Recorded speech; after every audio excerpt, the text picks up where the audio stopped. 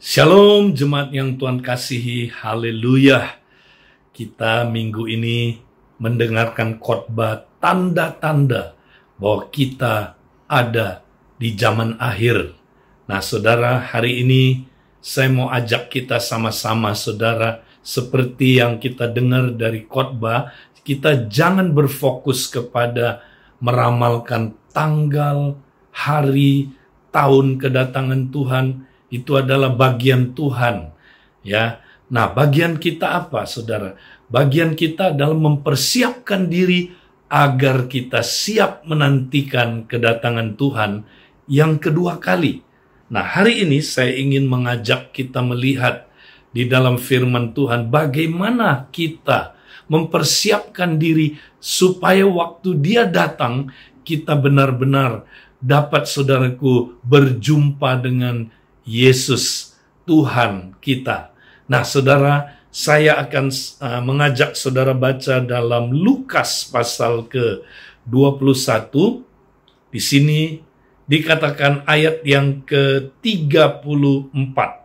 Jagalah dirimu supaya hatimu jangan syarat oleh pesta pora dan kemabukan, serta kepentingan-kepentingan duniawi, dan supaya hari Tuhan jangan dengan tiba-tiba jatuh ke atas dirimu seperti suatu jerat, sebab ia akan menimpa semua penduduk bumi ini. Berjaga-jagalah senantiasa sambil berdoa, supaya kamu beroleh kekuatan untuk luput dari semua yang akan terjadi itu, dan supaya kamu tahan berdiri di hadapan Anak Manusia.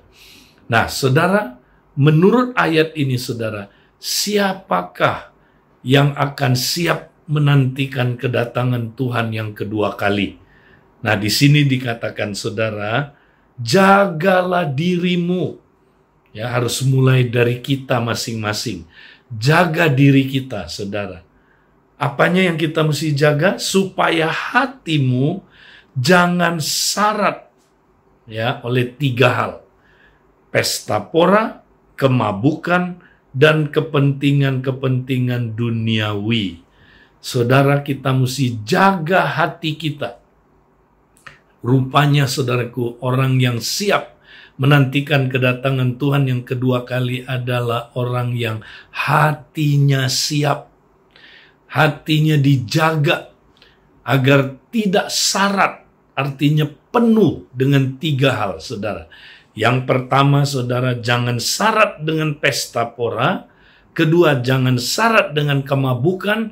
Dan yang ketiga, jangan syarat dengan kepentingan-kepentingan duniawi. Nah, apa artinya, saudaraku, ya, syarat dengan pesta pora? Nah, kita tahu orang yang pesta pora, saudara, ini adalah orang yang hidup untuk apa, saudaraku, menikmati hawa nafsunya. Dia hidup untuk, saudara, menyenangkan keinginan-keinginannya. Ya, nah ini yang disebut hedonisme, saudara. Ya, jadi kita hati-hati, kita jangan hidup, ya, saudara, untuk menikmati hawa nafsu kita. Ya, ini, saudaraku, akan membuat kita tidak akan siap ketika Tuhan Yesus datang. Saudaraku, contoh, kita adalah, saudaraku, makan untuk hidup, bukan hidup untuk makan. Ya, saudaraku, ada orang, saudara, dia syarat dengan pesta pora, hedonisme. Dia hidup untuk makan. Ada orang hidup untuk jalan-jalan, saudara. Hidup untuk piknik terus. Hidup untuk, saudara, berfoya-foya. Hidup untuk, saudara, kesenangan dirinya. Menikmati hawa nafsu.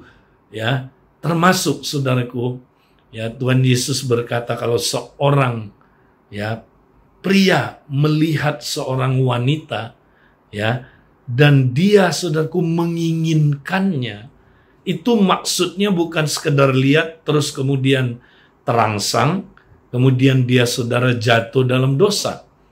Ya, saudara, itu memang orang yang melihat seorang wanita, kalau dia terangsang, dia bisa jatuh dalam dosa di dalam pikirannya.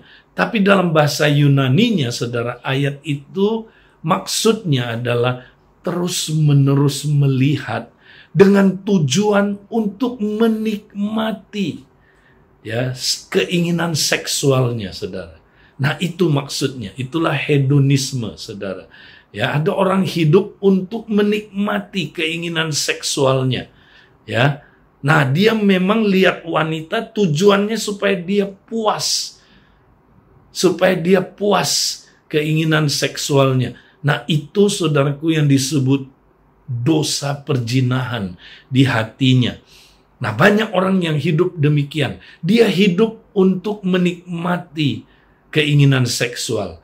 Hidup untuk apa, saudara? Untuk memuaskan hawa nafsunya. Inilah, saudaraku, yang kita harus jaga. Jangan sampai kita seperti itu. Nah, yang kedua, saudaraku, adalah kemabukan.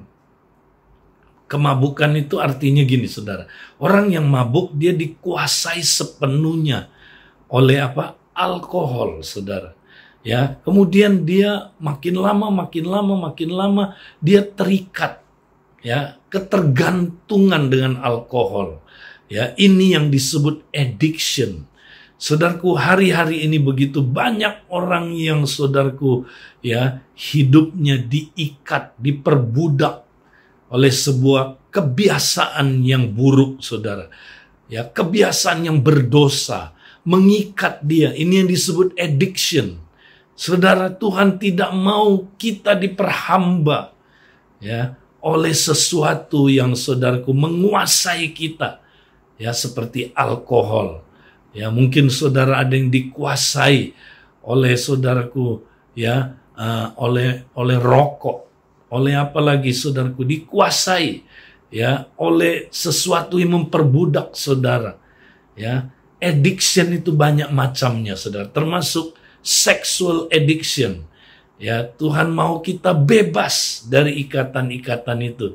Ya, berapa banyak, saudaraku, ya, kita yang terikat dengan, saudara, adiksi-adiksi, ya, narkoba dan sebagainya. Tuhan mau kita bebas. Ya, nah, ada satu adiksi yang sangat-sangat, saudaraku, menguasai manusia hari-hari ini, saudara. Tapi kita nggak sadar itu adalah bentuk adiksi. Apa itu, saudaraku? Ya, digital addiction. Adiksi terhadap apa, saudara? Ya, terhadap, ya, apa, saudaraku? Ya, seperti orang terikat kepada gadget. Ya, dia tidak bisa, saudaraku, tidak lihat gadget. Dia dikuasai, diperhamba. Ya, saudara, kita lihat hari-hari ini, saudara. Ya, di ruang makan aja, saudara. Keluarga-keluarga kita lihat, ya. Tidak ada komunikasi, bapaknya lihat komputer, liatin apa saham terus. Ya, mamanya nonton drakor, anak-anaknya main game, saudaraku. Ya, nah, itu digital addiction. Banyak menguasai, saudaraku, orang hari-hari ini. Saudara, kita tidak boleh dikuasai ya oleh hal ini. Kita mesti bebas. Dan kemudian, saudaraku, satunya lagi adalah tidak boleh dikuasai oleh kepentingan-kepentingan duniawi. Nah, apa itu? Dari kata kepentingan kita tahu dasar katanya adalah penting. Apa yang paling penting dalam hidup saudara? Ya. Nah, ini penting, saudara, kita perhatikan. Ya. Hal yang paling penting buat saudara, itulah yang akan drive hidup saudara. Itulah yang akan menggerakkan hidup saudara. Ya, apa sih yang paling penting, saudara? Ada orang yang paling penting adalah, saudaraku, uang. Maka dia didrive oleh cari uang terus. Ya, apa yang paling penting, saudara? Ya, karir paling penting. Ya, apa paling penting dalam hidup saudara? Ya, apakah itu, saudara, kesuksesan? Ya, nah, saudara, kalau itu yang paling penting, saudara pasti akan dipacu, digerakkan. Ya, saudara akan hidup dalam ketergesaan. Saudara, hari-hari ini, saudaraku, ya, musuh yang terbesar yang kita nggak sadari adalah ketergesaan. Hurry dalam bahasa Inggrisnya, saudara. Nah, saudara, seorang hamba Tuhan namanya Dallas Willard, ya, dia seorang hamba Tuhan yang luar biasa. Beliau sudah dipanggil Tuhan, ya. Dia berkata demikian, saudara, musuh terbesar pertumbuhan rohani dalam hidup kita adalah ketergesaan.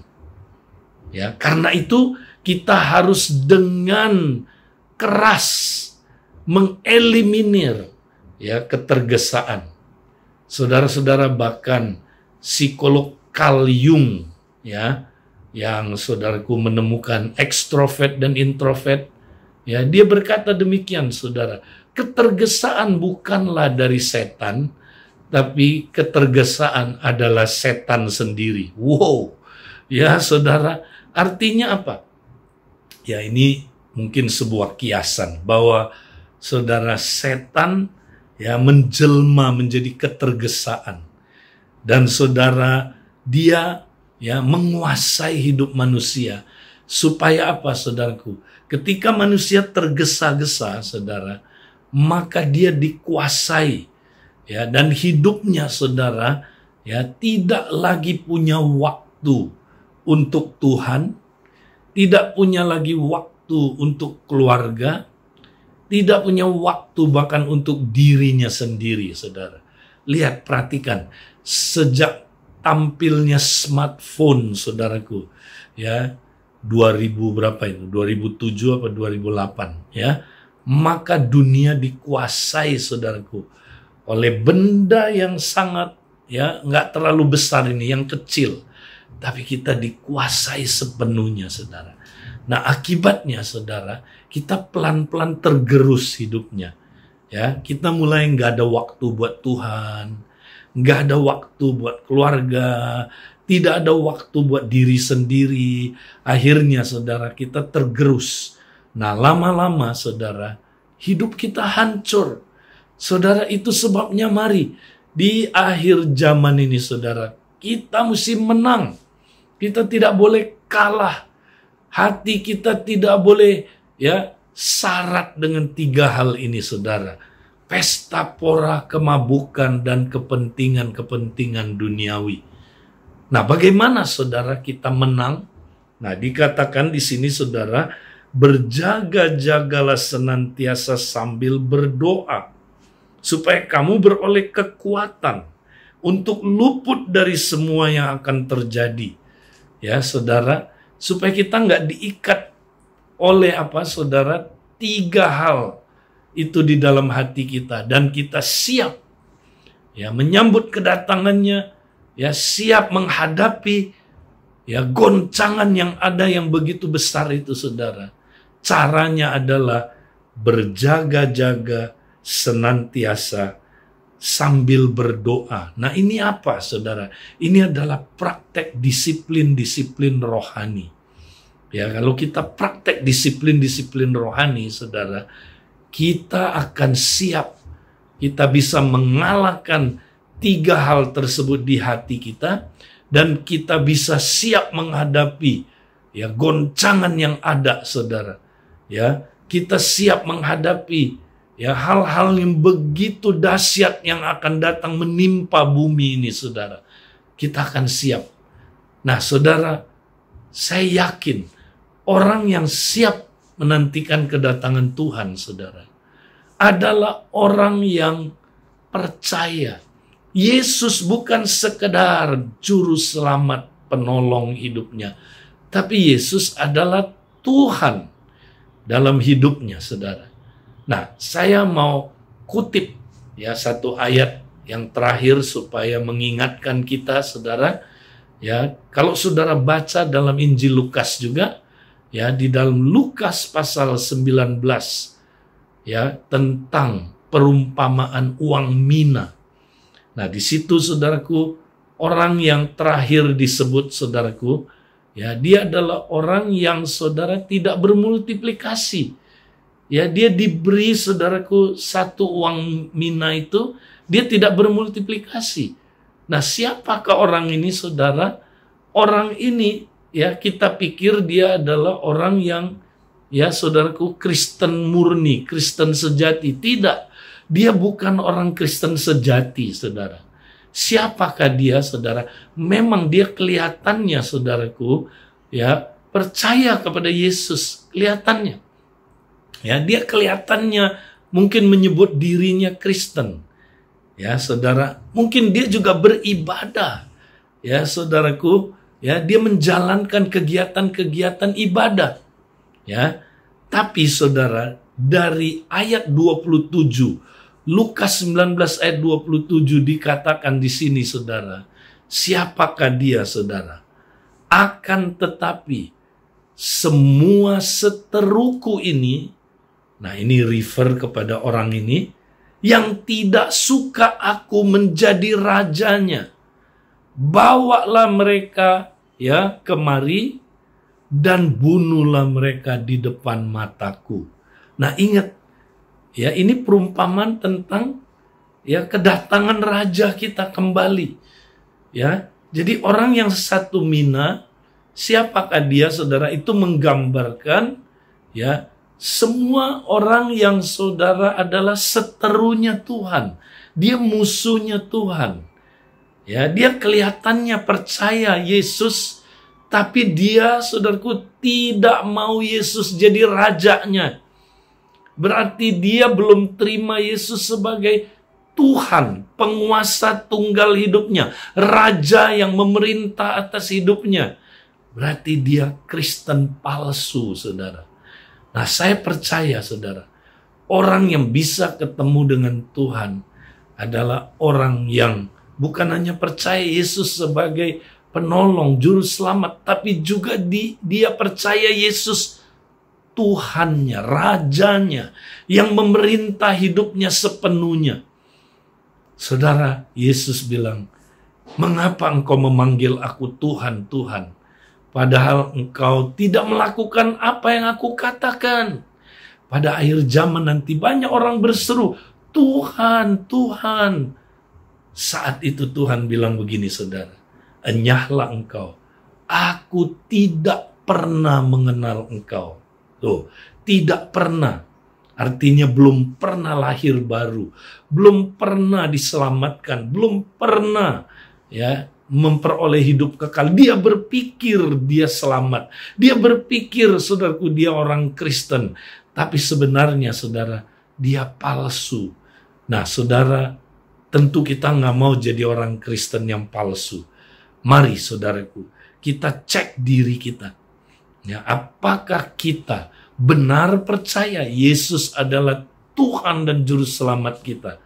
Kalau kita percaya, saudara, pasti kita mau taat kepada Dia. Pasti kita mau mengabdi kepada Dia. Dan kalau kita seperti itu, saudara, ya, kita akan siap menantikan kedatangan Tuhan Yesus yang akan datang kedua kali, saudara, menjemput kita.